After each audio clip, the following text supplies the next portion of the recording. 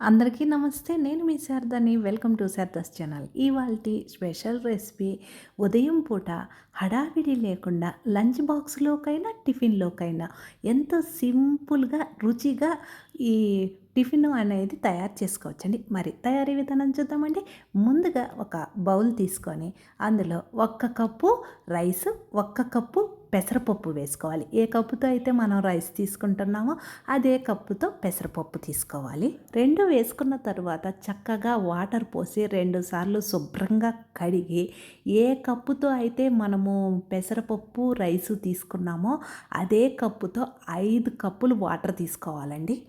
పొంగల్ అనేది మనకి సాఫ్ట్‌గా రావాలి అంటే 5 కప్పులు వాటర్ తీసుకోవాలి. మరియు 1 గంట ఈ పెసరపప్పు, బియ్యం అనేది నానాలండి. మూత పెట్టి పక్కన పెడదాం. 1 గంట అయిన తరువాత ఒక రైస్ కుక్కర్ గిన్నె తీసుకొని అందులో 2 టేబుల్ స్పూన్స్ ఆయిల్ వేసుకోవాలి.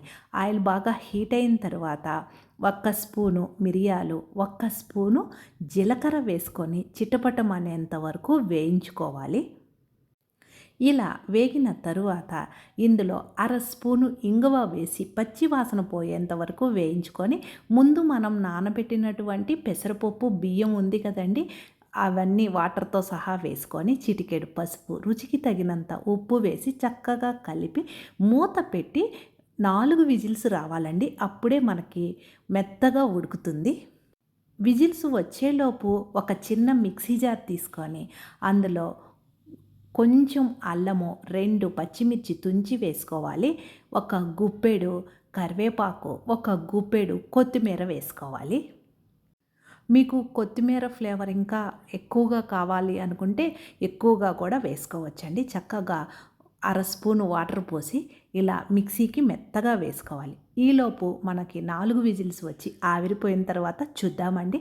చూడండి, ఇక్కడ చక్కగా మెత్తగా పప్పు ఉడికింది. కాస్త వేడి మీదనే గరిటెతో నొక్కినట్లు అనుకోవాలండి. అప్పుడే మనకి మెత్తగా వస్తుంది.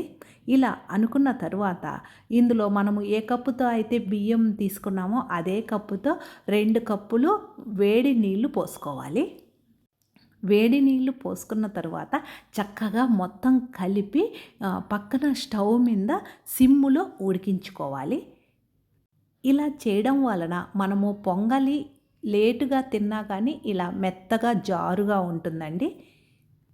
ఇప్పుడు ఒక ఫ్రై ప్యాన్ తీసుకొని అందులో 1.5 టేబుల్ స్పూన్స్ ఆయిల్ వేసుకోవాలి.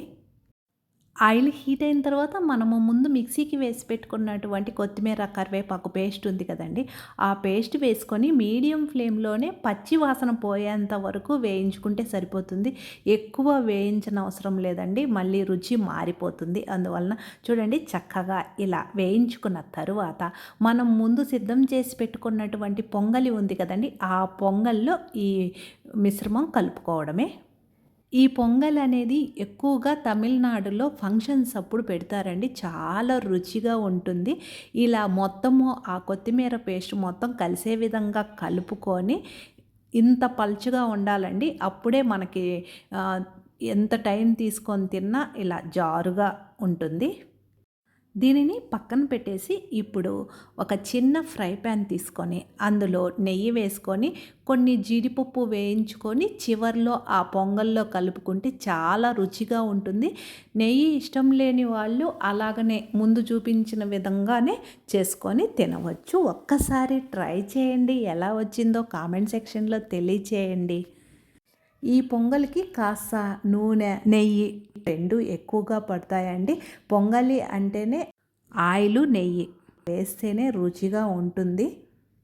ఒక్కసారి కలిపి ఇలా తయారు చేసినటువంటి పొంగలి స్వామివారికి నైవేద్యంగా కూడా సమర్పించవచ్చండి.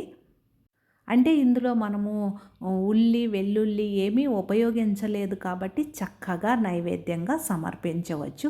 ఒక్కసారి ఇలా ట్రై చేయండి. పిల్లలు, పెద్దలు ఎంతో ఇష్టంగా తింటారు. ఎలా వచ్చిందో కూడా కామెంట్ సెక్షన్లో తెలియచేయండి. ఉదయం టిఫిన్‌లోకైనా, మధ్యాహ్నం లంచ్ బాక్సుల్లోకైనా సూపర్‌గా నచ్చుతుంది అందరికీ. నేనైతే ఈరోజు స్వామివారికి నైవేద్యంగా ఇదే సమర్పిస్తున్నానండి. అంతేనండి ఈ వీడియో. మీకు ఉపయోగపడుతుంది అనుకుంటే లైక్ చేసి షేర్ చేయండి. మన ఛానల్ని ఫస్ట్ టైం చూస్తుంటే మర్చిపోకుండా సబ్స్క్రైబ్ చేసుకోండి. నేను వేరొక వీడియోతో మీ ముందుంటాను. ఈరోజు చొల్లంగి అమావాస్య కదండి. ఆ వీడియో అమ్మ దీవెన ఛానల్లో అప్లోడ్ చేస్తాను.